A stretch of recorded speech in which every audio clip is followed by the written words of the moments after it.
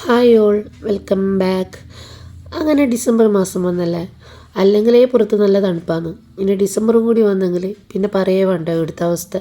നല്ല തണുപ്പാണ്, മൂടി പൊച്ച് ഉറങ്ങാനല്ലേ തോന്നും, പക്ഷെ നടക്കില്ലല്ലോ.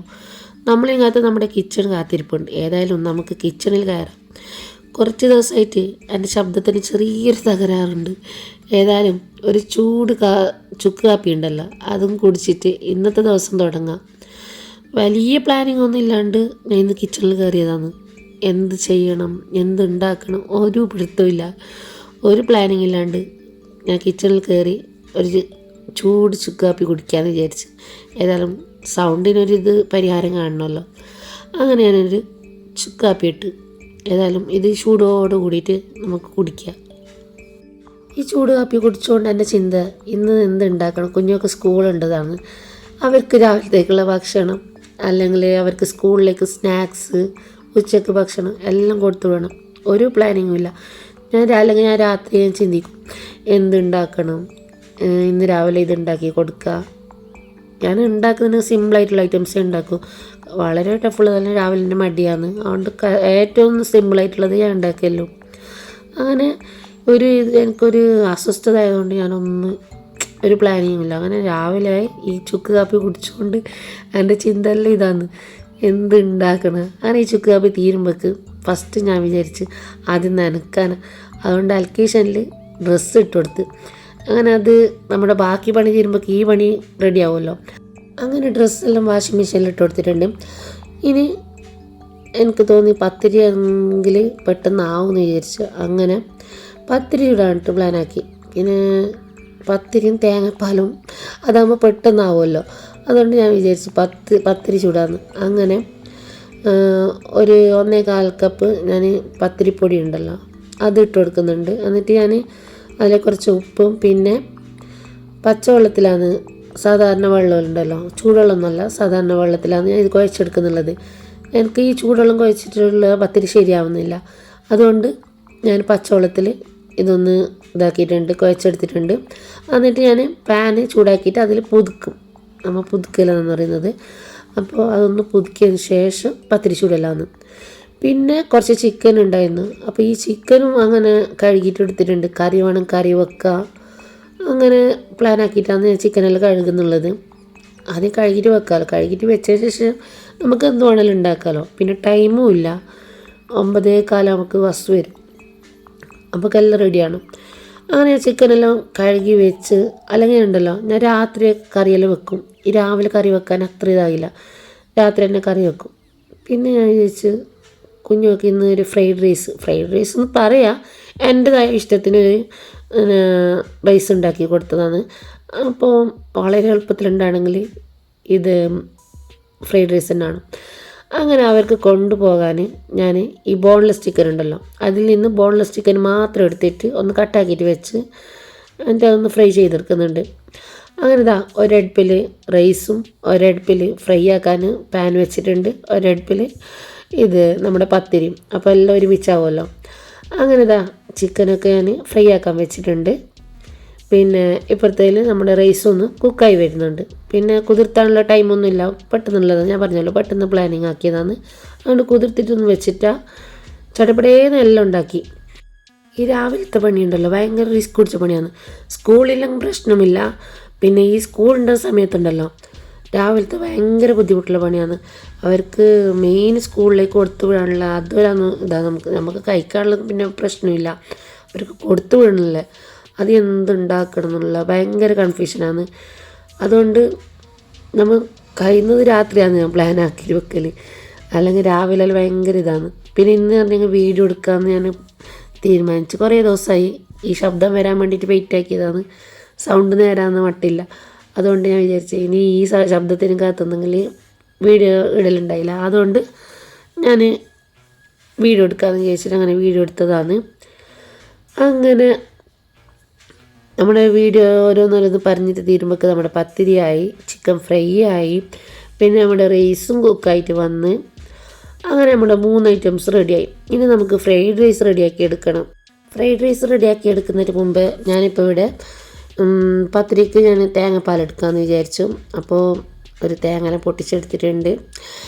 അപ്പോൾ തേങ്ങന് ചിരവണം, അത് പാലെടുക്കണം. അതിനിടയിൽ നമ്മുടെ പാന് ചൂടായിട്ടുണ്ട്. അതിലേക്ക് കുറച്ച് ഓയിൽ ചേർത്ത് കൊടുത്തിട്ടുണ്ട്.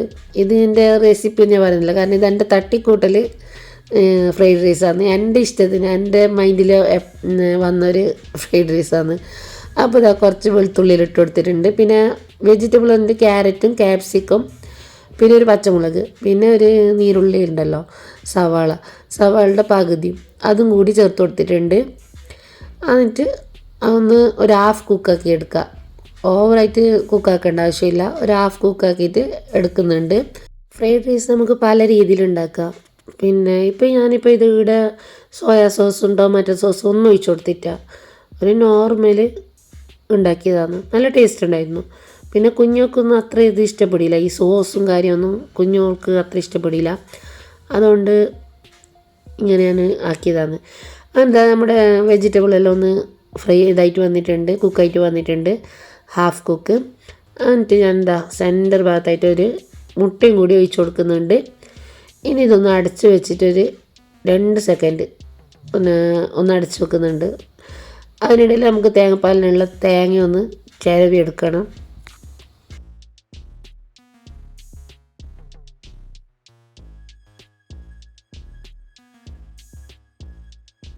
അപ്പോഴേക്കും നമ്മുടെ ഫ്രൈഡ് റൈസിൻ്റെ വെജിറ്റബിൾസ് എല്ലാം ഒന്ന് കുക്കായി വന്നിട്ടുണ്ട്. ഇനി ഇതിലേക്ക് നമ്മുടെ റൈസ് ഉണ്ടല്ലോ, ബസ്മതി റൈസാണ് ഞാൻ ഇപ്പോൾ ഇവിടെ എടുത്തിട്ടുള്ളത്. ഒന്നും പറയാൻ വിട്ടു, ഇനി ബസ്മതി റൈസാണ് ഞാൻ എടുത്തിട്ടുള്ളത്.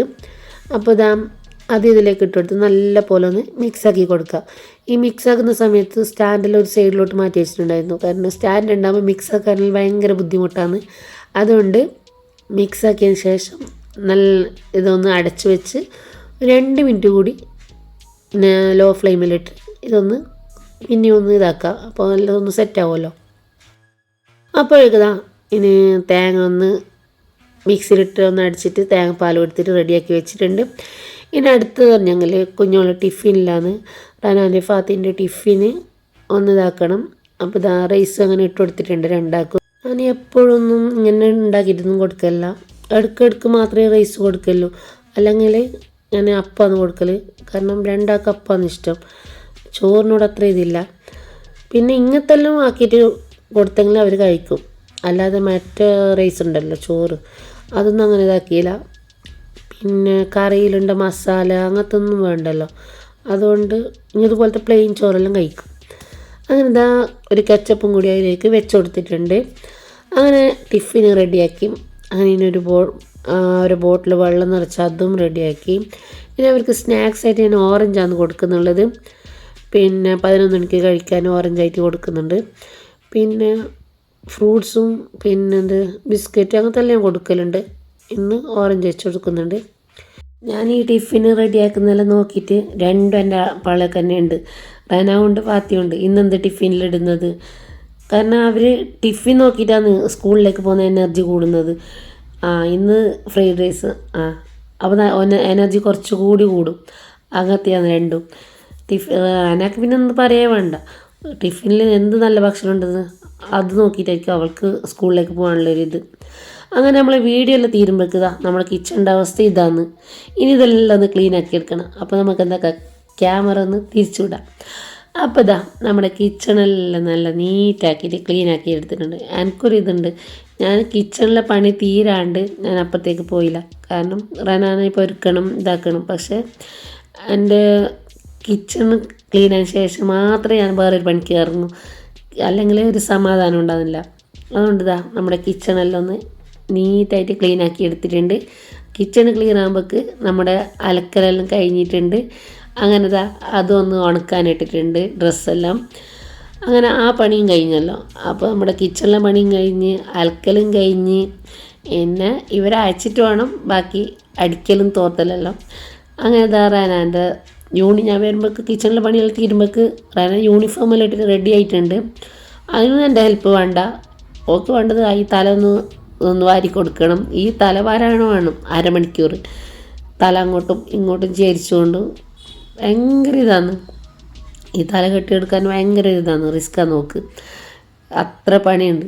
നമ്മൾ പിടിച്ചെടുത്ത് നിൽക്കില്ല, തല അങ്ങോട്ടും ഇങ്ങോട്ടും ചേരിച്ചുകൊണ്ട് നിൽക്കും. ഒരു സൈഡോട്ട് നേരെ വെച്ച് തരില്ല, അങ്ങനത്തെ ഒരു സൈസാണിത്. അങ്ങനെ ഇതാ തലയെല്ലാം വാർന്ന് കൊടുത്ത് അങ്ങനെ ഓൾ റെഡിയാക്കുന്നുണ്ട്. ഫാത്തിക്ക് പിന്നെ എൻ്റെ ഹെൽപ്പ് വേണ്ട, ഫാത്തി എന്നെ എല്ലാം സ്വയം ചെയ്തോളും. ഇപ്പോൾ ഓളൊരിത് കുറഞ്ഞിട്ടുണ്ട്. ഇനിയിപ്പോൾ റനാൻ്റെ മാത്രമേ എനിക്ക് അങ്ങനെ ചിന്തിക്കാനുള്ളൂ.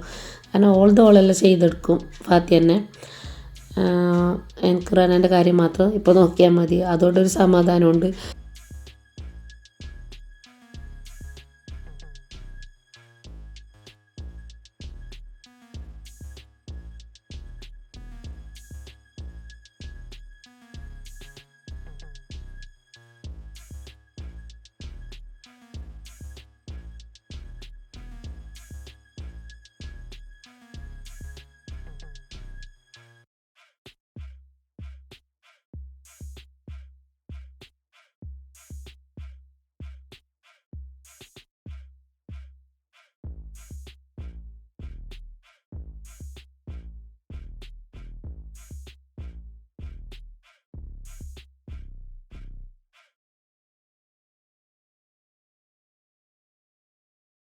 അങ്ങനെ നമ്മുടെ റനക്കുട്ടീനെ റെഡിയാക്കി എടുത്തിട്ടുണ്ട്. അങ്ങനെ ഞാൻ നല്ല ഫാത്തിൻ്റെ അടുത്ത് ഫാത്തി എന്താക്കുന്നുണ്ട് നോക്കി. അവൾക്ക് കയ്യിൽ ഹിജാബ് വെച്ചിട്ട് ഹിജാബ് വരുന്നുണ്ട്. എൻ്റെ ഹിജാബ് എടുത്തു, എൻ്റെ ഹിജാബ് എടുത്തു എന്ന്. അവൾക്ക് കയ്യിൽ ഹിജാബ് വെച്ചിട്ട് ഹിജാബ് വരുന്നത് ഞാനത് കാണുന്നത്. അങ്ങനെ രണ്ടാളും സ്കൂളിലേക്ക് പോകാൻ റെഡി ആയിട്ടുണ്ട്. ഇനി സ്കൂൾ ബസ് വരുമ്പോൾ 9:20 അങ്ങനെയല്ലാന്ന്, 9:15 9:20. അതുകൊണ്ട് അവരെ കഥ പറഞ്ഞുകൊണ്ട് അവിടെ ഇരിക്കട്ടെ. അപ്പോൾ എനിക്ക് ബാക്കിയുള്ള പണിയെടുക്കാം. അങ്ങനെ ഞാൻ പിന്നെയുള്ള പണി എനിക്ക് പറഞ്ഞെങ്കിൽ റൂമൊന്ന് ക്ലീൻ ആക്കാനുണ്ട്. അങ്ങനെയൊന്നുമില്ല, വലിയ ക്ലീനിങ് ഒന്നുമില്ല. ബെഡ്ഷീറ്റൊന്ന് മാറ്റുക, അത്ര തന്നെ. പിന്നെ ഡെയിലി എല്ലാം ഞാൻ ചെയ്യും, അതുകൊണ്ട് അത്ര വലിയ പണിയൊന്നും ഉണ്ടാകുന്നില്ല.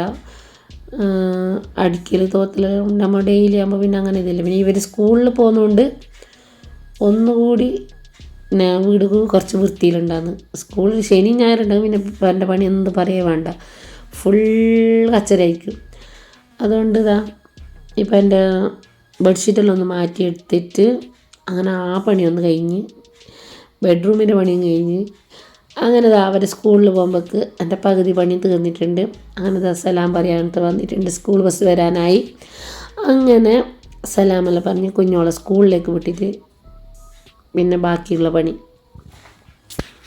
പിന്നെ എൻ്റെ ഷോർട്ട് വീഡിയോയിലും എൻ്റെ വീഡിയോൻ്റെ ഫസ്റ്റും ഈ കാണുന്ന വ്യൂ ഇതാണ്. ഇതൊക്കെ ഭയങ്കര ഇഷ്ടമാണ്, ഈ കാണുന്നത് വ്യൂ കാണാനും പിന്നെ അത് എടുക്കാനും ഭയങ്കര ഇഷ്ടമാണ്. പിന്നെ ഇതുപോലത്തെ ഫ്ലവറെല്ലാം ഇവിടെ ഉണ്ട്. ഞങ്ങൾക്ക് ഇപ്പോൾ ഒന്ന് കാണുന്നത് ക്യാമറ ഓൺ ആക്കിയെങ്കിൽ ഇങ്ങനത്തിനോടെല്ലാം ഭയങ്കര താല്പര്യം വരും. അല്ലാതൊക്കെ ഫ്ലവറിനോടൊന്നും അത്ര ഇതില്ല. പ്ലാസ്റ്റിക് ഫ്ലവറെല്ലാം ഒക്കെ ഇഷ്ടമുണ്ട്, പക്ഷേ ഇതുപോലത്തെ ഫ്ലവറൊന്നും എനിക്ക് അത്ര താല്പര്യമൊന്നുമില്ല. പിന്നെ ഫ്ലവേഴ്സിനോടൊന്നും അത്ര ഇതില്ല എനിക്ക്.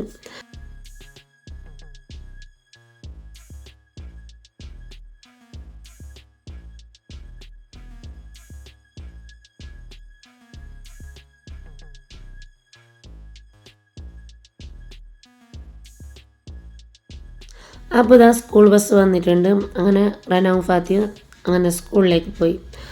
അങ്ങനെ അവരെ സ്കൂളിൽ അയച്ചതിന് ശേഷം പിന്നെ എൻ്റെ ബാക്കി പണി നടന്ന് അടിക്കലും തോർത്തലെല്ലാം. പക്ഷെ അതൊന്നും ഞാൻ വീഡിയോ എടുത്തിട്ട, കാരണം അതിൻ്റെ ആവശ്യമില്ലാന്ന് തോന്നി. പിന്നെ എൻ്റെ ശബ്ദം ഇങ്ങനെ ആയതുകൊണ്ട്, സൗണ്ട് ഇങ്ങനെ ആയതുകൊണ്ട് എൻ്റെ സൗണ്ട് നിങ്ങൾക്ക് കേട്ടിനോ ഇല്ലയോ ഒന്നും എനിക്കറിയില്ല, പിന്നെ മനസ്സിലായിനോ ഒന്നും അറിയില്ല. ഏതായാലും ഇതിപ്പോഴൊന്നും ശരിയാകുന്ന മട്ടില്ല. അപ്പോൾ നമ്മുടെ വീഡിയോ ഇത്രയേ ഉള്ളൂ. കൂടുതൽ സംസാരിക്കുമ്പോൾ സൗണ്ട് പോകുന്നു അത്ര. അതുകൊണ്ട് ഞാൻ ഇവിടെ വെച്ച് വീഡിയോ സ്റ്റോപ്പ് ചെയ്യുന്നു. അപ്പോൾ ഇനി അടുത്ത വീഡിയോ റെസിപ്പി വീഡിയോ ആയിട്ട് ഞാൻ വീണ്ടും വരാം. അടുത്ത വീഡിയോ കാണുന്നവരേക്കും ബായ്.